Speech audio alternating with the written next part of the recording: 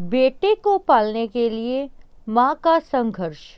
एक बार एक गांव में निर्धन परिवार रहता था। परिवार की हालत इतनी तंगी थी कि उसके खाने पीने के भी लाले पड़े हुए थे। परिवार सिर्फ 3 ही लोगों का था, पति, पत्नी और बेटा। पति को कोई काम नहीं देता था क्योंकि वह बीमारी के कारण सुस्त भी रहता था, इसीलिए उसे काम नहीं देते थे। उसकी पत्नी थोड़ा बहुत घरों में काम करती थी तो थोड़ा ही खर्चा निकल पाता था।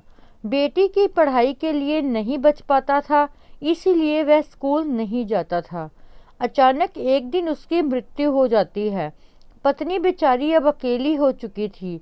लोगों ने उसे अपशगुनी मानकर काम से निकाल दिया। अब उसकी आजीविका का कोई सहारा न था। जहाँ काम मांगने जाती, लोग मना कर देते। घर में भी कुछ न कुछ बचा था।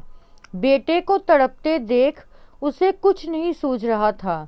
एक दिन उसके दिमाग में आया कि उसे अचार बनाना आता है। उसके पास कुछ पैसे थे। उसने आम और मसाले लाए और अचार बनाना शुरू किया। अचार 2 दिन में तैयार हो गया। फिर उसने बाजार में बेचने के लिए ले गई। उसे थोड़े बहुत पैसे मिल गए थे। दूसरे दिन वह उसके खाने के लिए नहीं लाई, बल्कि भूखे ही रहे।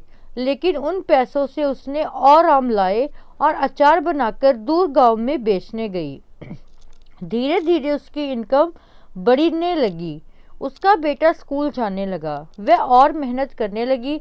अब उसने बाजार में दुकान भी खोल ली, जिससे काफ़ी ग्राहक उसके बन गए। अब उसका अपना गांव में सबसे बड़ा घर था। उसने काफ़ी फैक्ट्री भी खोल दी और लोगों को रोजगार देने लगी। धीरे धीरे वह शहर की सबसे रईस महिला बन गई। इसीलिए कहा गया है कि काम छोटा नहीं होता, आदमी उसे छोटा बना देते हैं।